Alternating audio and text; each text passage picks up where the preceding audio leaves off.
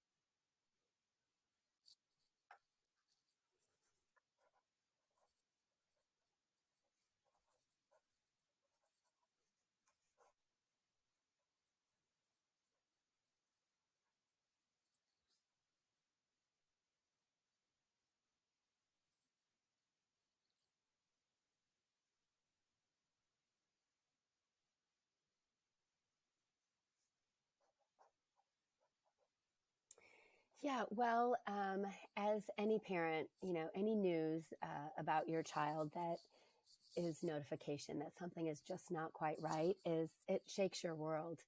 It's rattling for sure. But prior to his eighth birthday, we were, there were some tips and some indicators and some clues there were some things that were just not connecting right. And so mostly because the diagnosis is not as fine tuned. It's more fine tuned now than it was then. We would have known much sooner had our child been born this year or even a couple of years ago, right? So, but he was born in 1995. So things were a lot different then. And so early diagnosis is much more common and happens so much more often now than it did when our child was born in his first 8 years of life. So it definitely it shook us all. But we knew, as parents, your child better than anyone does. So we knew there was something that just wasn't quite right. So we were really hungry for information. And as it can be just totally devastating to hear a diagnosis of something that's lifelong. It's not something that's very short lived. A diagnosis of autism is for life. But, we looked at that as, okay, now we have a name to call it. Now we can go and do our investigation, our homework, and we can do all the research and learn as much as we can about it. And so that's what we did. And my husband and I have we have a positive outlook on life in general. And so, we went at it with a very positive lens, looking for things that we could do to help empower him so that he could be set up for the best life possible.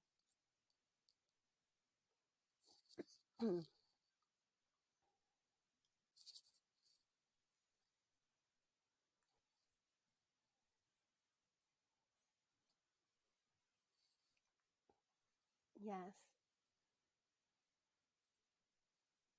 And looking for community, and so I would say that too has changed and evolved and progressed so much since our child was a young boy. He's 26 now, so things are a lot different. But just having the resources, I would say positive resources, because there were a ton of resources that were available to us that were not positive, and we just discarded all of them. You know, we really didn't pay any attention to the negativity. We tried to block all of that out, and finding the positive, encouraging information and support was not readily available like it is now. So we've come a long way. But you know, in the early days, we were seeking for answers. We were seeking for positive information and community.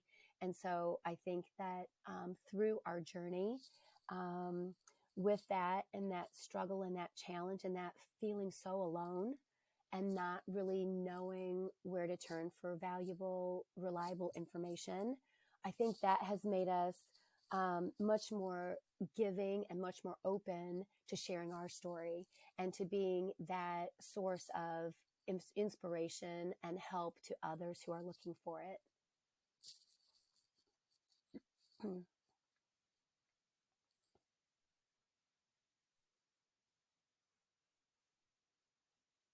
Yes, right.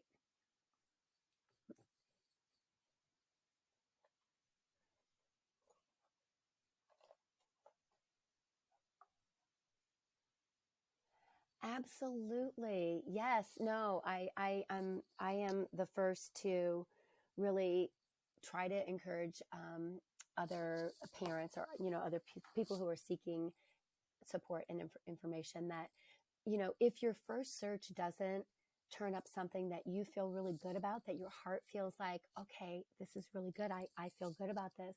Keep looking, because it's out there, and it might take you more than one try, more than 4 or 5 tries. But, you know, I, like you, just, you know, encourage people to keep looking until they find that fit that feels like it's a really good match for what you're looking for.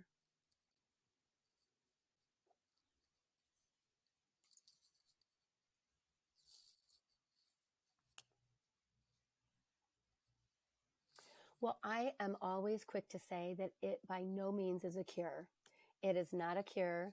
It is a way to simply enhance someone's well-being. That's the way I like to describe it. And the really simple explanation for why those with autism or other autoimmune issues turn to gluten-free.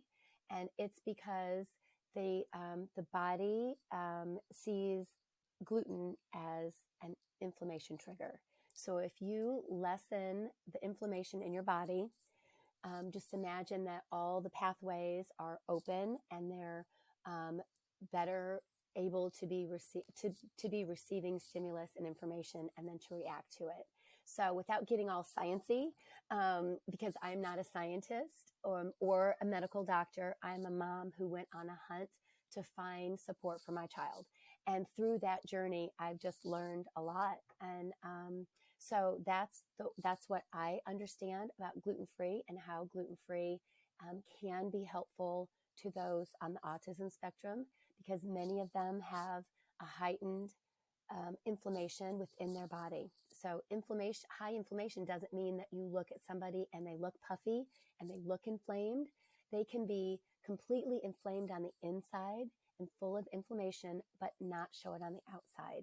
So it's kind of contradictory, I think, to, you know, what we might think as inflammation. But yeah, you can't always look at somebody, and you many times cannot look at somebody and tell whether they have a high inflammation within their body or not. So lessening that inflammation can help with just general overall well-being and functionality of all your systems.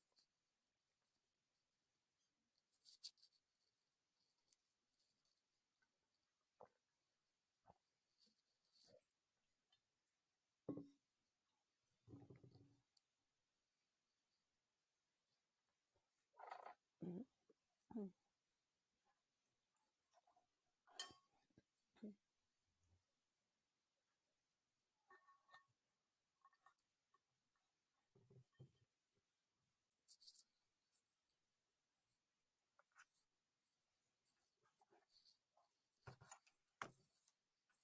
Exactly. Mhm.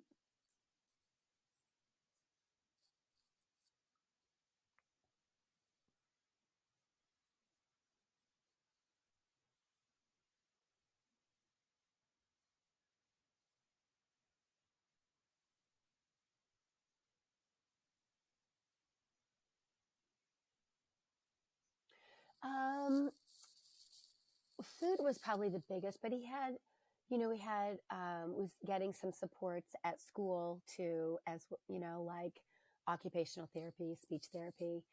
Those kind of supports were really super helpful. And, just being an advocate for him and looking out for his best interest and being super involved with his education plan. And I just think those are really key elements.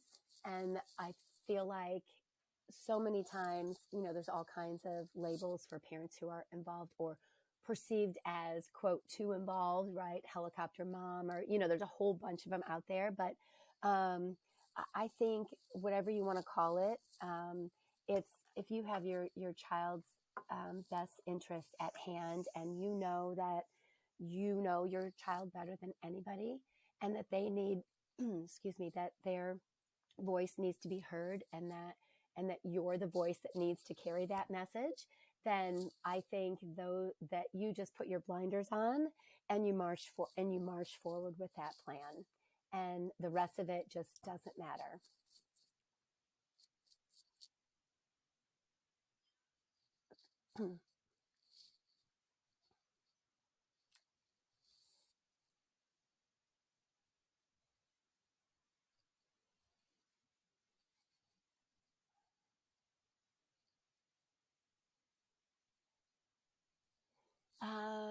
Developing BeeFree.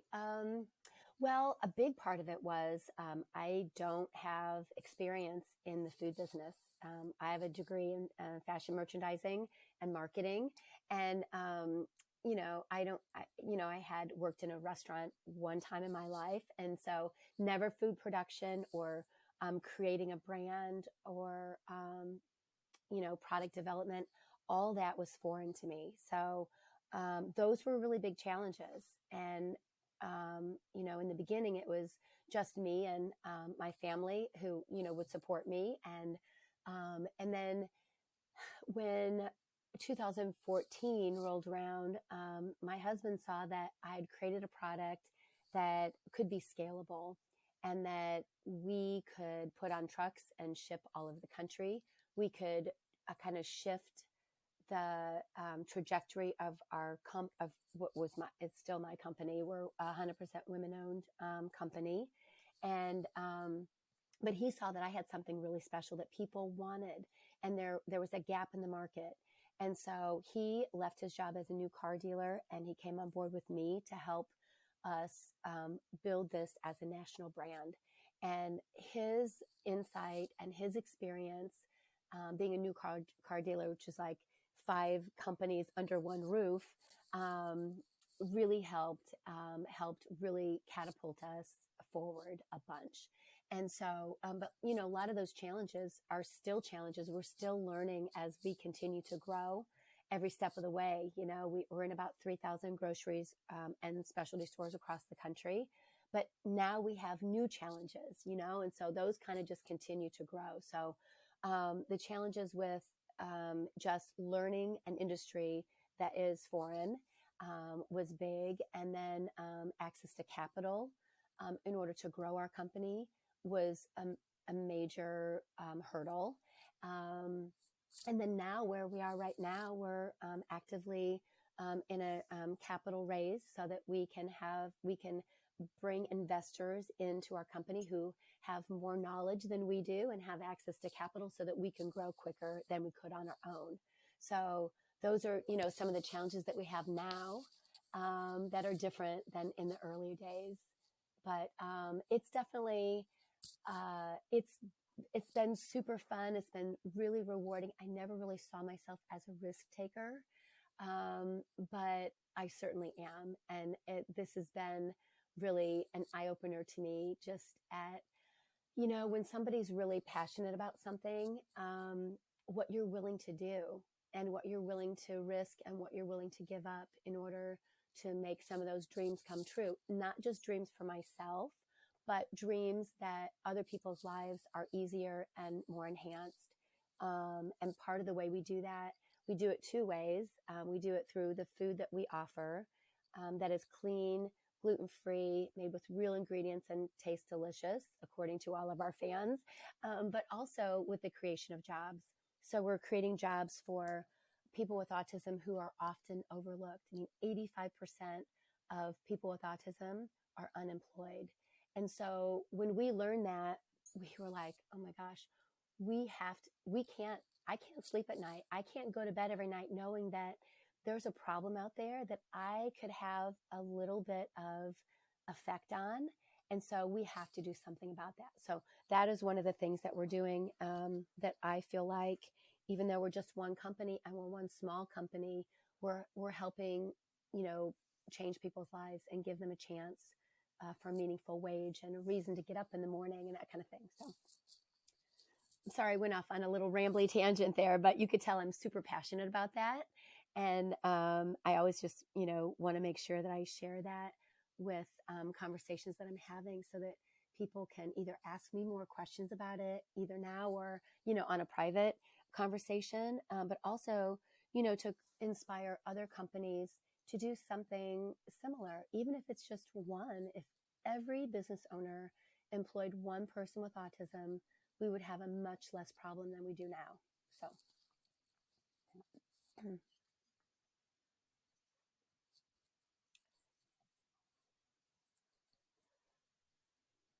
yeah, it really is. And most people don't know. You put that statistics out there and they're like, what? That's a crazy number.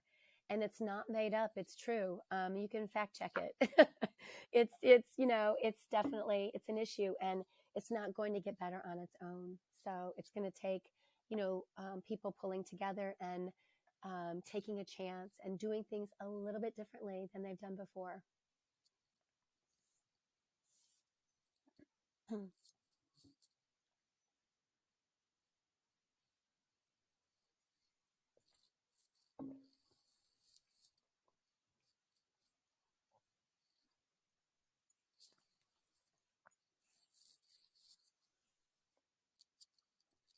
Right.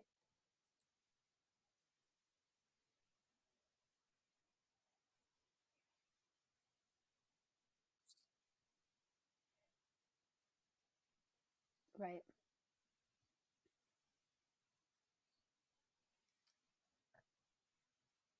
Of course.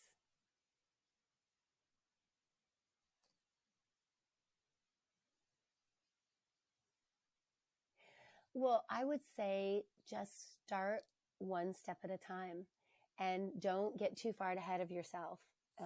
Because if that is the approach that you take, you're right. You probably will just, you'll crumble with fear, with doubt, you know, with, oh my goodness, that's so overwhelming. I could never do anything like that. So breaking it down into little bite-sized pieces just makes it much more manageable. And then I would say the other thing too is whatever your endeavor is, just make sure that you're really passionate about it because this starting a business is not for sissies. I mean, it is tough. It's really difficult and it's challenging and it's, you know, you blood, sweat and tears, you know? And so if it's something that you're passionate about, those things don't matter as much. But if it's, you know, maybe something that you're not really, your heart isn't into. So I would just do a heart check first and just make sure that whatever you're thinking of is something you're really passionate about and you're willing to take risks and make sacrifices for. And then surround yourself with people who will support you, people who believe in you, and people who can provide encouragement along the way because you'll need it.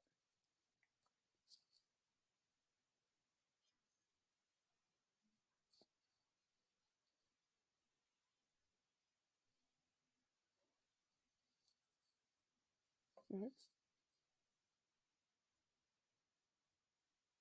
Right. Correct. That is correct.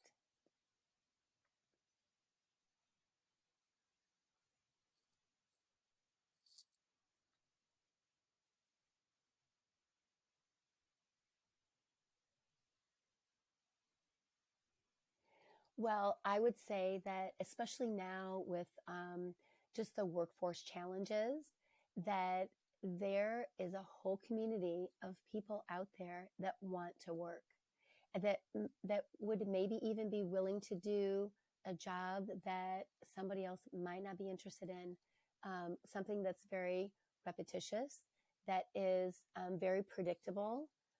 Often people with autism really thrive in those type of environments. So, that's what I would say. If you're, looking to fill a gap in your workforce, and you have jobs that maybe are difficult to fill for some of those reasons, they're repetitious, they're deemed as maybe boring, or, just, you know, for whatever reason, but that that that's a great workforce and super dependable, reliable, um, you know, segment of our workforce. So that's what I would say would be, if that's what you're looking for and you want to have employees that are loyal, that show up on time, and that, they will need a little something special. They'll need a little something extra, and finding out what those little extra supports are, takes patience and it takes time. And it sometimes often takes support, but so worth it. So worth it on both sides. So worth it on the point of the employers, because you get a valued employee who's dedicated and will do the work. And then also, just knowing that you're providing a livelihood and a chance for, someone to have a reason to put their feet on the floor in the morning. And then on the flip side, giving someone an opportunity that might not otherwise have an opportunity for a job. Of course.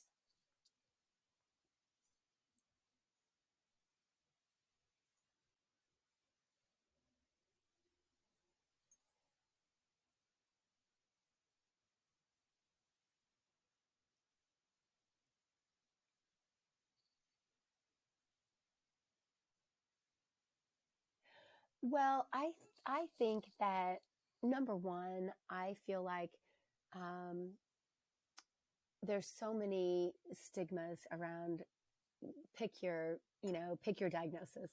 We're specifically talking about autism, so we'll talk about autism. But so many stigmas, and so much hesitancy, uncomfortableness, all of that stuff. But if people can just remember that, people with autism are human beings, and they have goals and they have dreams and they have wishes just like those without autism. So I would just say that. And if that helps somebody, even just offer a hand, offer a smile, a gesture, some, sentiment, and that just, remember that they're human beings too, and they have dreams and wishes just like the rest of us.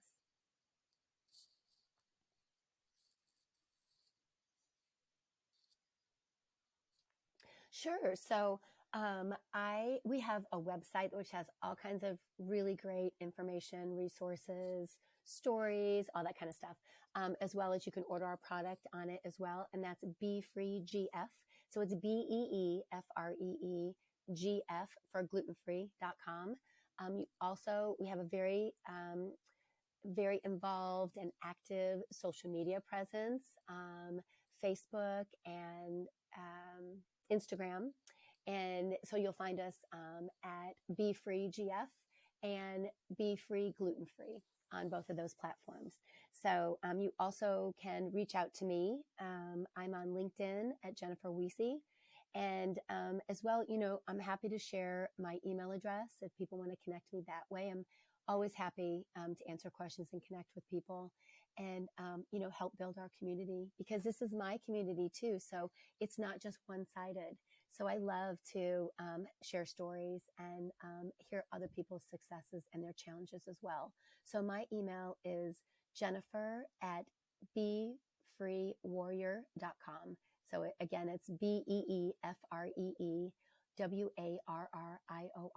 it's jennifer@beefreewarrior.com.